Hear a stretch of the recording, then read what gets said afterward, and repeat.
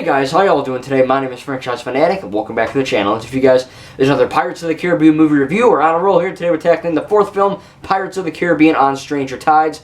Now before I get into this, I just want to briefly say I apologize for the At World's End video. Tyler Prime, one of my subscribers and YouTube buddies, he said that at a certain point toward the end, I just kind of stopped and I had like a stupid look on my face, and I just want to say that I'm sorry for that. I nothing I can do about it.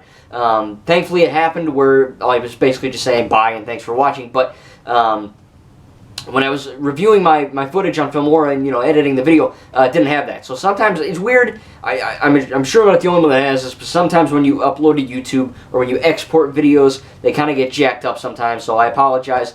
Hopefully it doesn't happen any more times. If it does on this video, I don't know what the fudge I'm going to do. But anyway, we're pressing on. So yeah, on Stranger Tides. And also, let me say, I don't think this movie needed to be made. We did not need Pirates 4. We do not need Pirates 5. You know what I mean? At World's End is, so far, I haven't rewatched 5 yet. That'll be the next video. But, so far, At World's End, Pirates 3 is my favorite one. I think it wraps a neat bow around everything. All the character arcs are essentially, fulfilled. It ended that trilogy on a perfect note, and we did not need Pirates 4. But we got Pirates 4. And it's freaking phenomenal. So it works itself out. In terms of negatives, there's a scene where Jack Sparrow and Barbossa are kind of tied up on trees near where they're trying to get the chalices. And Hector is telling Jack how he lost his leg, how Barbossa attacked the Black Pearl, and all that stuff. And it's not a big negative, but there is a scene where he's telling him, and they're playing this ominous music, and he's like, oh, he took the pearl and I cut me leg off, and like that. And everything he says, like, the ropes attached himself onto his leg, or Blackbeard attacked him, the cannonballs were firing. You hear like these sound effects of it happening as he's retelling it. So when he says cannonballs fired, you hear cannonballs. And I think that was kind of cringy. I don't think they needed to do that. I think it worked just fine with him telling and the ominous music. You don't really need that, extra oomph or extra push of sound effects to make it work. But hey, that's just me. And then another negative I can come up with is the scene where Jack Sparrow is kind of helping Barbossa escape. Same scene basically, and he's kind of like chucking he's kind of like wrapping around and throwing the coconuts on the trees. He goes, he chucks them on the tree.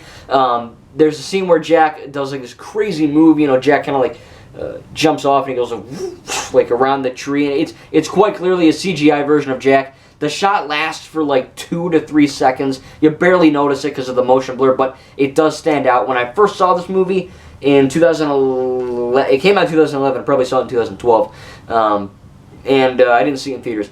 And, I didn't have my glasses on at that point. I got my glasses, I think, in 2018 or 2019. And, it looked shitey and horrible back then. And with my glasses, where everything's essentially HD and clear, it does, it stands out like a sore thumb. But other than that, man, there's not much to hate about this film. I think that, the writers were kind of in a tough position. How do we continue the story of the Pirates of the Caribbean franchise? Because, again, it wrapped up so nicely in At World's End. Literally in the end of that movie, they set up the fact that they're hunting the, Fountain of Youth. And I'm glad they went for that. I'm glad they didn't just abandon that and go for something completely strange. Because the Fountain of Youth storyline, The one thing I can say that this isn't a negative, but it's just my own personal opinion that isn't, detractory of the film, is that it's not as intense, or the stakes aren't as high as they were in Dead Man's Chest and At World's End, right? Because in At World's End, everything's coming to a close. There's this big epic final, and I said it in my review, but the big fight in At World's End, the Maelstrom, Calypso, and all that rivals Endgame, The Rise of Skywalker, Hobbit, Lord of the... all these big epic finales that you could think of, that rivals it. And, really nothing in the Pirate franchise, or nothing in many movies, can live up to that hype and that adrenaline and that, intensity that scene in At World's End gave us. So, of course, this movie was not going to be like that. So I am a little bit disappointed that this film is a little bit lower stakes, lower intensity, but the things that we get in this film is fantastic. I think that critics were really harsh. I think that a lot of people are harsh. They're saying that, On Stranger Tides is the worst one, or it's horrible, or it's garbage.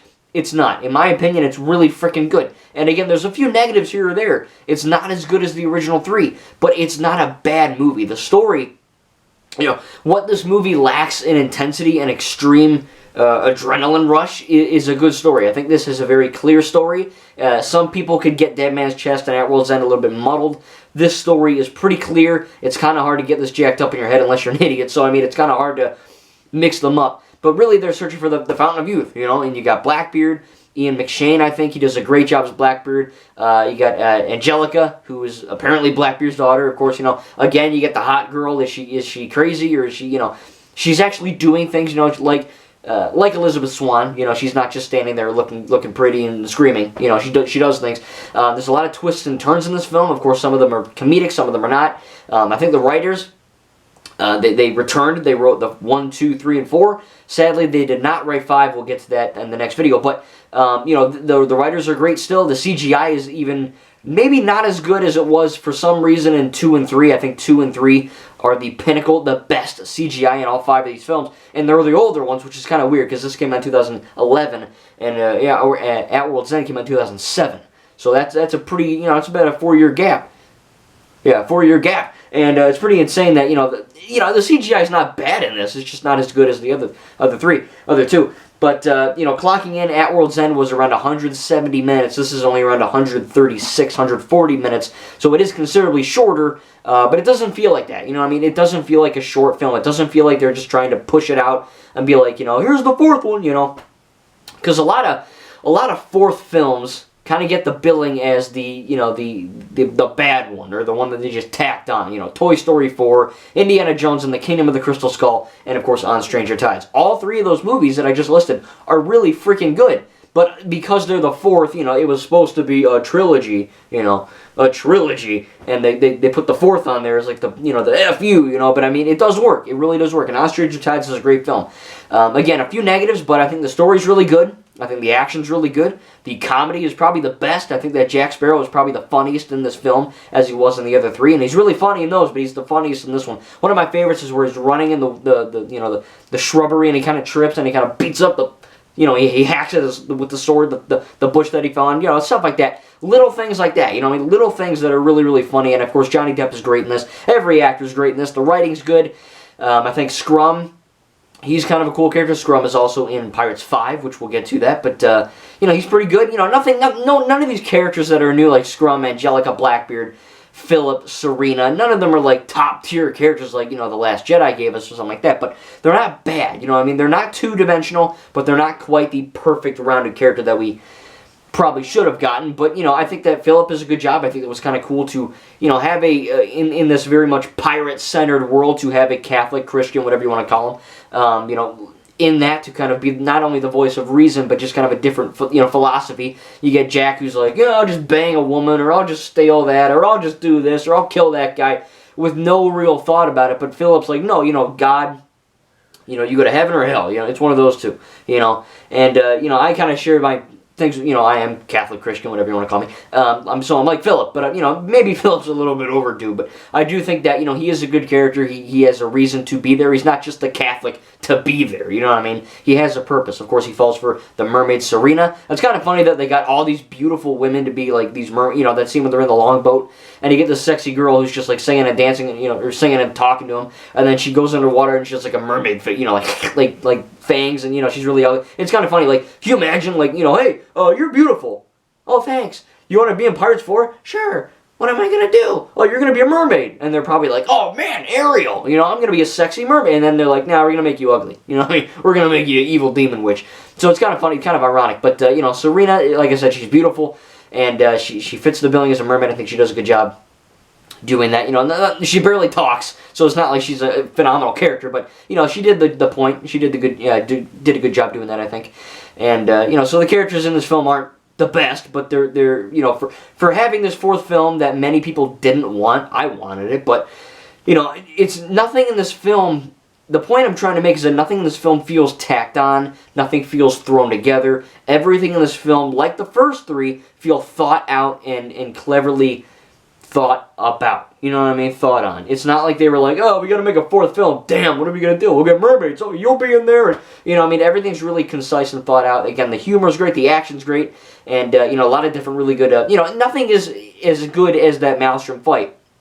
And just because something doesn't match up to something else doesn't mean it's inherently bad. So I do think that this film is good. Again, one or two negatives, the CGI in one or two aspects. I think the whole scene where Barbossa's talking to Jack and they're adding the sound effects is a little bit cringy. But other than that, you know, I can't really think of too much. Maybe this scene before the quartermaster chucks the Jack doll and they're kind of fiddling around with the guns and he's picking guns and shooting shit. You know, that it's a little slow in that scene. I get what they're doing. Some of it's funny, some of it's intense, but, you know, they really could have cut that maybe. But I enjoyed it, you know, I mean, I enjoyed the character of Barbossa and Jack as well. They're kind of like best frenemies, you know. You go from, you know, the first one where they effing hate each other, and then 2 and 3 where they kind of work together, and this one they're kind of back to being enemies. But, you know, during that scene where they're just kind of hanging out and they're tied up, they're not like, I'll effing kill you, you know what I mean? They're talking and you can tell there's kind of a loose friendship, you know what I mean? It's like that kid in high school that you talked to, that, you know, the kid in high school bullies you all the time, but after he's done saying, I'll bang your mom, he says, oh, you see that new movie? You know what I mean? It's like that. It's like that kid from high school that just, he bullies you, and then the next 5 seconds you're talking. And I had that. I had that instance in high school. But, you know, so it's like that. It's like someone you think you hate, and then the next minute they're talking, and you're best chums, you know? So it's kind of funny how that works. But I enjoyed it, you know what I mean? The music, I think, is by Hans Zimmer, I think. I can't find it. I'm looking for it. Okay, there. Music by Hans Zimmer. He's back for the 4th film. He did all 4 films so far. And for some reason on the freaking Blu-ray, it's normally down here. It was up there, so give me some credit. But anyway, Pirates of the Caribbean on Stranger Tides is not the best pirate movie, right? There's 1 or 2 flaws in it that hold it back from being just as good as maybe At World's End or Dead Man's Chest. But it is nowhere near a horrible film. It's worthy of the Pirates of the Caribbean logo, much like Indiana Jones 4 and Toy Story 4. It's a great film. Highly recommend watching. Again, if you like the first 3 and you haven't seen this one for some reason, go effing watch it. I don't know why you didn't, but I enjoyed it. You know what I mean? There was a lot of, for me personally, there was a lot of nostalgia around this film. I remember one of my buddies watching it in theaters, and he was kind of telling me all the jokes, and I was really excited to watch it. Of course, Lego Pirates of the Caribbean, the video game, which I will be playing soon after I finish Harry Potter again. Years 5 through 7, you know, that game came out the same year as this, and they were really marketing TT Games when they used to market their shit. They used to market Lego Pirates and be like, oh, you can play 1, 2, 3, and you can play 4, you know. So I do think they need to make a Lego Pirates 2. Maybe I'll make a video on that, kind of making the 5th film. But again, you know, the hype for this movie was real for me, and maybe that's why I love it so much. But upon rewatching it, for reviewing it for the first time, I really enjoyed it, you know what I mean? I don't think Disney can make a bad film, you know what I mean? They're really well made. Yeah, there's 1 or 2 negatives, but, you know, I'm probably going to give Pirates of the Caribbean on Stranger Tides an A-, much like I gave the first film. You know, they're all, I think I gave A-, A+, A-. So let's see what tomorrow is, or the next video with Dead Men Tell No Tales. Hopefully, I don't have the Blu-ray at the time of recording. I did order it. Hopefully soon it will show up. Preferably tomorrow, or for Monday, whenever this is going live, Monday the 7th. Hopefully I'll get it on Blu-ray, I'll watch it, and then maybe I'll unbox it. Who knows? You know, maybe there's a code in there. But I will review that, and then I'm going to make another video after I review the 5th and final film and kind of talk about some other stuff. So again, I like this movie. You know, 1 or 2 issues in there, but I did really enjoy it. Tell me in the comments what you think about On Stranger Tides. I can't wait to watch Dead Men Tell No Tales. Thank you guys, and we'll see you in the next video.